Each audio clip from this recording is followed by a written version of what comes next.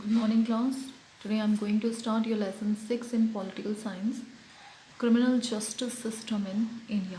Okay कि जब हमारे इंडिया में जो क्राइम्स होते हैं तो उनके लिए किस अकॉर्डिंग जस्टिस किया जाता है, उसका पूरा का पूरा प्रोसीजर क्या है, that we will study today. वो हम आज पढ़ेंगे. As an extension of the judiciary that we studied in the previous lesson, another important aspect is the criminal justice system, which help the judiciary function in a just and fair manner.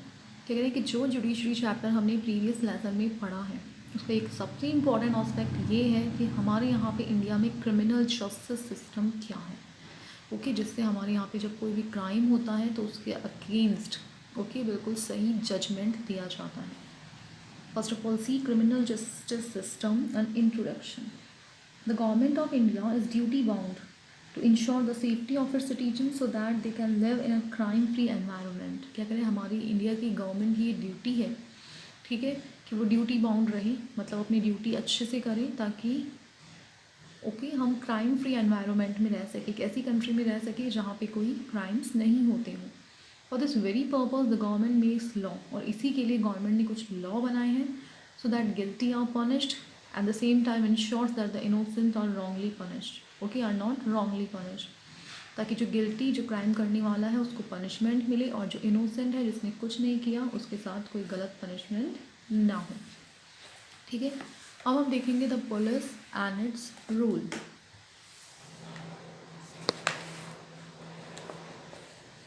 The police is an organization of the government which is empowered to take various actions to ensure maintenance of law and order in the state. क्या करें कि police एक ऐसी organisation है हमारी government की जो काफ़ी एक्शन लेती है ताकि हमारे स्टेट के अंदर लॉ एंड ऑर्डर बना रहे. पुलिस की ये रिस्पॉन्सिबिलिटी होती है, ठीक है, वो क्राइम्स की इन्वेस्टिगेशन करे, जांच पड़ताल करे, उन्हें रोके. प्रिवेंशन का मतलब उन्हें रोकने का काम करे ताकि सोसाइटी के अंदर कोई क्राइम और ऑफेंसेस नहीं हो. तो यहाँ एक स्टोरी बताई गई है कि जिस स्टोरी से हम ये समझ सकते हैं that what are the phases and people involve in justice dispensing mechanism. कि अगर कोई क्राइम होता है तो उसका पूरा का पूरा प्रोसीजर क्या है, उसमें कौन लोग इंक्लूड होते हैं और कैसे गलत जो रॉन्ग डूअर होता है, जो गिल्टी होता है, उसको कैसे पनिशमेंट दी जाती है और जो इनोसेंट होते हैं उनको के साथ में कोई रॉन्ग पनिशमेंट ना हो, वो देखा जाता है. So let's start the story. When I went out for a picnic with his friend, कि विनय अपनी फ्रेंड्स के साथ पिकनिक जाता है. They all went on for motorcycles. वो सारे 4 मोटरसाइकिल्स पे जाते हैं. Park them at a place and went down to the river for fun and frolic. Motorcycles को वो वहाँ पे पार्क करके मस्ती करने रिवर के साइड चले जाते हैं. They return after a few hours and found that one motorcycle was missing. फिर थोड़ी देर बाद में आते हैं तो देखते हैं कि उनमें से एक मोटरसाइकिल मिसिंग थी. They went to the nearby police station. वो पास में एक पुलिस स्टेशन पे जाते हैं. Reported the matter to the station house officer, जो वहाँ का SHO होता है, उसको रिपोर्ट करते हैं. He told them to write a report giving details of the motorcycle. और वो पूरी मोटरसाइकिल की डिटेल्स उन्हें देते हैं और उन्हें रिपोर्ट करते हैं. मोटरसाइकिल का जैसे make, model, colour, registration number, सब कुछ. Then accepted the report as an FIR. He gave them a copy of the FIR. फिर जो SHO होता है उन्हें FIR की कॉपी देके उन्हें जाने के लिए कह देता है. The police then started their duty. उसके बाद आती है पुलिस की ड्यूटी शुरू होती है FIR करने के बाद में. And after 1 week found the motorcycle with a man called Sanjay. और 1 हफ्ते के बाद में वो मोटरसाइकिल मिल जाती है एक संजय नाम के इंसान के पास. They arrested Sanjay and produced him in front of the magistrate the next day. Sanjay को अरेस्ट कर लिया जाता है और नेक्स्ट डे उसे कोर्ट का जो मजिस्ट्रेट होता है उसके सामने पेश किया जाता है. The magistrate asks the police detain him for 7 days and investigate how Sanjay got the possession of the motorcycle which he didn't own. Magistrate कहता है कि 7 days के लिए उसके ऊपर इंक्वायरी बिठाई जाए और ये पता लगाया जाए कि उसने वो मोटरसाइकिल कैसे चुराई. The police investigate the matter. Police ने मैटर को इन्वेस्टिगेटेड किया और ये पता लगाया कि रवि नाम का इंसान था जिसने वो मोटरसाइकिल चुराई और संजय को बेच दी 10,000 रुपीज़ में. अब पुलिस ने रवि को अरेस्ट किया और उसे मजिस्ट्रेट के सामने पेश किया. यहाँ पे जो पुलिस थी, यहाँ से जो केस था वो जज के सामने आया. उसके बाद कोर्ट में रजिस्टर हुआ. उसके बाद में जो प्रोसिक्यूटर था उसने रवि और संजय दोनों के ऊपर इल्ज़ाम लगाए, ओके, कि दोनों जो इस क्राइम और जो चोरी है दोनों उसके मेन पार्टी रही है, और कोर्ट से ओके ये रिक्वेस्ट किया गया कि उन्हें पनिशमेंट दिया जाए। जो डिफेंस लॉयर था संजय का, उसने रिक्वेस्ट किया कि संजय को इस बारे में पता नहीं था कि वो मोटरसाइकिल चोरी की है, इसलिए वो गिल्टी नहीं है, ठीक है। बट जज ने अपने जजमेंट में रवि को पनिश किया सीरियसली, क्योंकि उसने मोटरसाइकिल चुराई, और संजय को थोड़ा सा लाइटली, क्योंकि उसने मोटरसाइकिल करेक्ट ओनरशिप से नहीं ली, ओके। उसको पहले पता लगाना चाहिए था कि मोटरसाइकिल किसकी है, ओके, परचेस करने से पहले। बाद में विनय को उसकी मोटरसाइकिल वापस दे दी गई। तो इस तरीके से ओके पूरा का पूरा ये प्रोसीजर हुआ। The police are also assign to look after the welfare of the senior citizen. इसके साथ साथ पुलिस की ड्यूटी होती है कि वो जो हमारे सीनियर सिटीजन्स हैं, इन्फर्म डिसेबल लोग हैं, वेमेन हैं, चिल्ड्रन हैं, उनकी भी केयर करें। They are also suppose to keep a constant vigil okay on miscreants and anti social elements in their respective zones, okay. साथ में ये भी उनकी ओके वो है कि सोसाइटी में ऐसे कुछ अननेसेसरी अगर ओके और इररेलेवेंट चीज़ें होती हैं तो उसके ऊपर भी ठीक है ना, they should keep an I.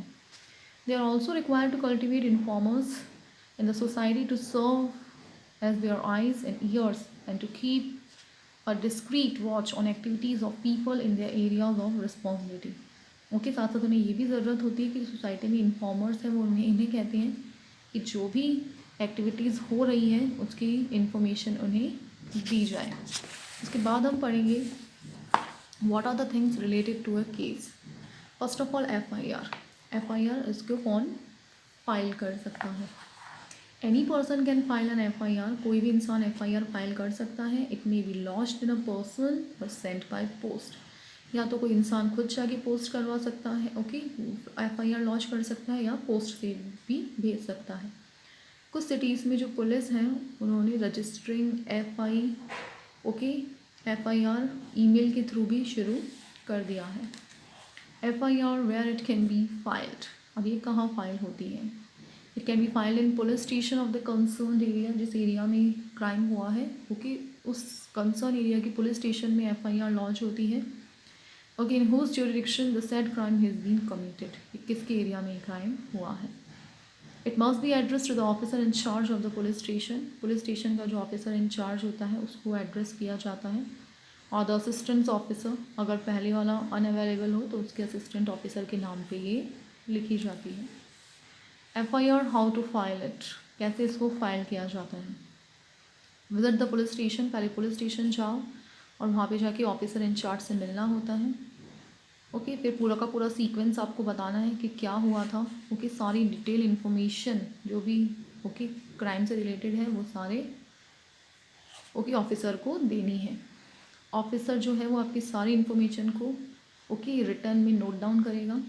Return information को ओके बाद में उस पर्सन से साइन करवाएगा, और जो इन्फॉर्मेशन है वो एक बुक में एक ऑफिसर के द्वारा एंटर कर दी जाएगी, और इसकी जो कॉपी है ओके वो आपको फ्री ऑफ कॉस्ट जो एफ.आई.आर लिखवाने वाला इन्फॉर्मेंट है उसे दे दी जाएगी। तो इस तरीके से एफ.आई.आर लिखवाई जाती है। Now next we will see the investigation. What is investigation? क्या है कि upon the filing the FIR, जब एफ.आई.आर फाइल होती है so the investigation in the case begins. Investigation शुरू होती है। The officer in charge of the police station depute an investigating officer वो then goes into the details of the case. Officer in charge होता है police station में, okay, वो investigating officer को dispute करता है, और वो इसकी केस की जितनी भी डिटेल्स होती हैं वो देखता है, एविडेंस कलेक्ट करता है। लोग जो विटनेस होते हैं इसके, जिन्होंने कुछ भी इसके बारे में देखा सुना है, उनके स्टेटमेंट को रिकॉर्ड किया जाता है, ओके। और एक बार कोई भी कंक्लूजन जब आ जाता है गिल्टी पर्सन के बारे में कि हाँ फाइनली दोषी यही है जिसने क्राइम किया है, तो उसके बाद उसके ऊपर चार्जशीट लगाई जाती है। चार्जशीट को बाद में कोर्ट में रजिस्ट्रेशन के लिए भेजा जाता है, और वहाँ पे ओके फिर केस सुना जाता है और फैसला होता है। Rights of the arrested person. जिस पर्सन को अरेस्ट किया गया है उसके भी कुछ राइट्स हैं। क्या है? The person is to be informed about the reason of a arrest, okay, कि किस रीज़न से उसको अरेस्ट किया जा रहा है ये उसे बताना ज़रूरी है। Person should be inform that he has a right to retain a lawyer of his choice, उसे ये भी अधिकार है कि वो अपनी तरफ से कोई लॉयर हायर कर सकता है। The arrested person is to be allowed to inform his family member about the arrest, वो अपने अरेस्ट के बारे में अपनी फैमिली मेम्बर्स को इन्फॉर्म कर सकता है। He is suppose to be produce before a magistrate within 24 hour of his arrest, और अरेस्ट होने के 24 घंटे के अंदर अंदर उसे मजिस्ट्रेट के सामने पेश करना होगा। 24 घंटे से ज़्यादा उसको पुलिस कस्टडी में नहीं रखा जा सकता जब तक उसको मजिस्ट्रेट के सामने नहीं पेश किया जाता। उसे टॉर्चर नहीं किया जा सकता, ओके। और जो बेसिक फैसिलिटी जैसे कि फूड, वाटर, क्लोथिंग, वो उसे देना ज़रूरी है, ओके। उसको मजबूर नहीं किया जा सकता अपना, ओके, जो क्राइम है वो कबूल करने के लिए। मेल्स, ओके, जो 15 ईयर्स एज के जो मेल्स आते हैं, वुमेन आती हैं, ओके, उन्हें पुलिस स्टेशन में नहीं बुलाया जा सकता, ओके, उन्हें पुलिस स्टेशन में क्वेश्चनिंग के लिए नहीं बुलाया जा सकता। उसके बाद में है पब्लिक प्रोसिक्यूटर।